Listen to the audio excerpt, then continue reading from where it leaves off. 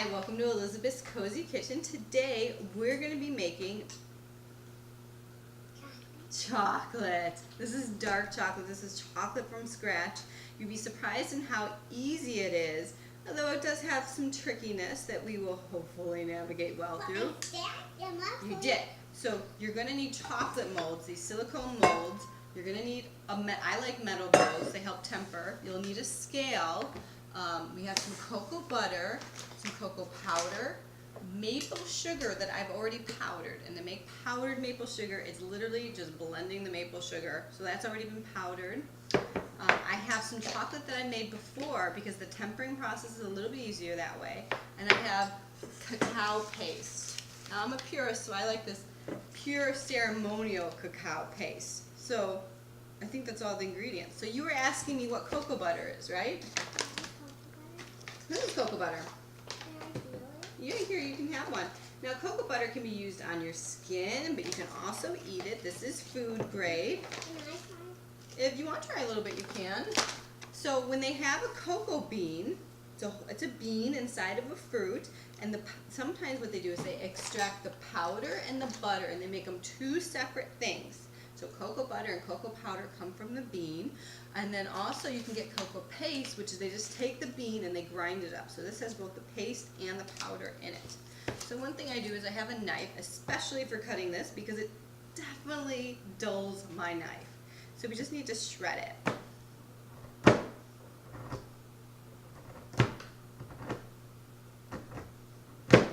And we're going to need, I believe, 100 grams. I always have to make sure I got that 100 grams of this shaved cocoa butter.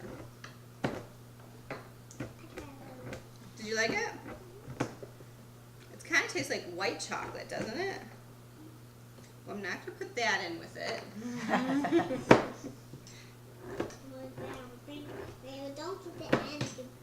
Then I want to get my fingers. It's actually kind of challenging to cut up. Not as hard as cutting up the paste, but we definitely want to cut this up really good. So we have to measure it to see if I have 100 grams or if I've got to keep cutting.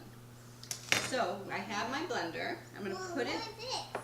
That's actually, I already shaved up some cocoa butter, and there's just a little bit left in my jar. So I like to fill up the entire jar at one time, so when I make chocolate, I don't have to do it all the time. So I'm going to hit 0 on the scale so it doesn't take into account the weight of my blender. I'm going to pour this in. That was way too much. So let's take a bunch out. Because it was too much. I only need 100. So how about I put the rest in here? We are going to put the rest in. That's a good idea. Can I put it in? Okay, can you open the jar for me? It can come in parts, right? Can I put it in? You can both put it. Very good.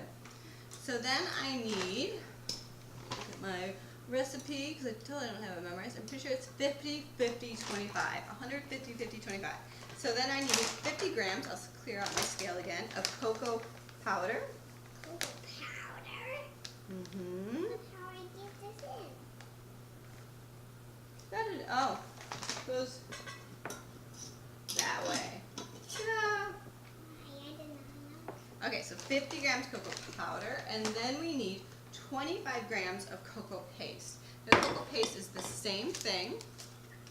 And I'll put this off to the side. Can I help put it in? See? What? Smell. And it's just cocoa nibs. You can also use 25 grams of cocoa nibs. I can do This this. is sharp. You gotta be careful. I'm going to push this under this one, not sharp. Okay. I think that's enough. And same thing, I have a jar filled with it where I already shred it. But I'm going to put this back in here. Good idea. And you could get some now keep it close. Now the hardest part is actually convincing the blender that's exactly 25 grams. That was amazing. If you like my, I use this cutting board only for cutting up chocolate. And the same thing with the knife. Okay, so the hardest thing is to convince my blender to blend this, because it is kind of tricky. But once you blend it long enough, the blender will heat up and it will actually start to melt. Good job. It'll start to melt, and then it'll come liquid, and we're actually going to do temperature and stuff like that. But that's a little bit ahead. First, I need to blend this. Yeah. put it on there. I am going to put it on here. Thank you. You're such a good helper, Ariana. I put it on there because it's easy. Are you going to push the button?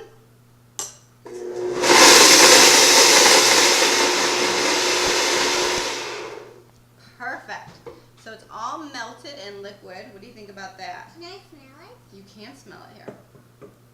It smells like yummy chocolate. It smells like yummy chocolate. Now we have to take the temperature, and you want it to be 42 degrees Celsius. Now, I know it's kind of tricky because, what are you doing? Yeah, I see that. Because I don't remember what it is in Fahrenheit because the woman I learned this from is from the UK. So, we want the temperature to be 42 degrees Celsius. And if it's not that temperature, we're just going to blend it for a little bit longer. It looks like it actually does need to blend a little bit longer. It's surprising because it actually is liquid, but we got a little bit more blending to do. The tempering process means we have to get the temperature up to 42 degrees and then bring it back down to 32 degrees. I'm just scraping off the sides. Okay, so back to the blender it goes. Don't touch me, because I'm dirty. You are dirty, you're full of chocolate.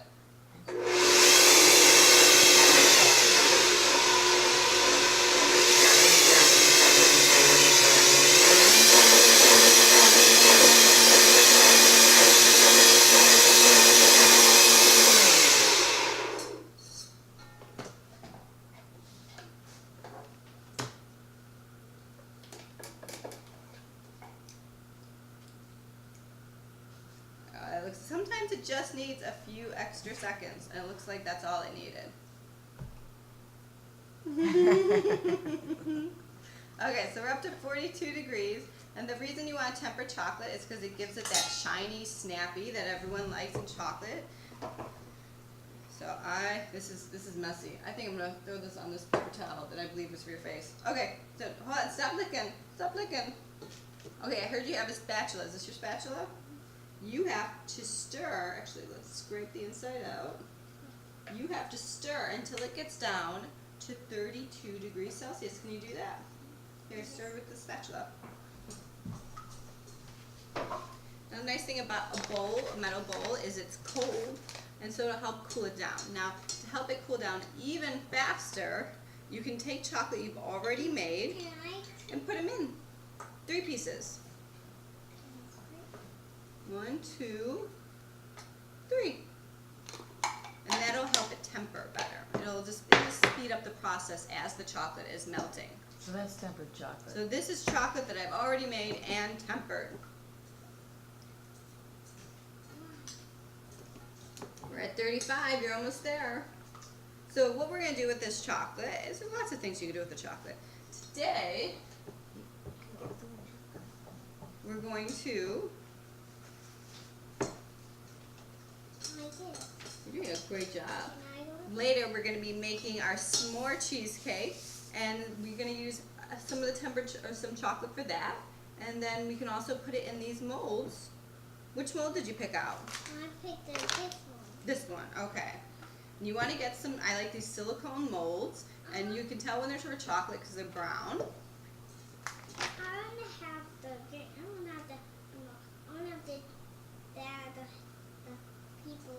Oh, the people, that's right, because we were going to make mommy chocolates.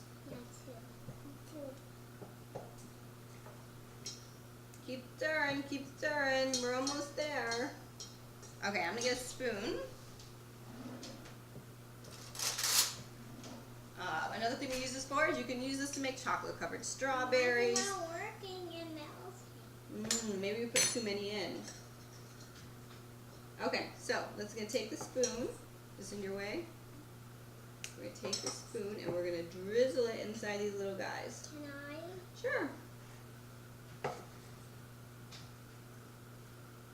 And then you just wait for it to harden. Or you can actually leave it in the bowl, scrape it down, leave it in the bowl, and then that's actually really nice because it, then you just pop it out and you have a, like, it'll look like this. It'll look like this. It'll just be one giant piece. Okay, come on, keep going. So Ariana and I finished putting these molds in. That's how you make chocolate. How simple was that?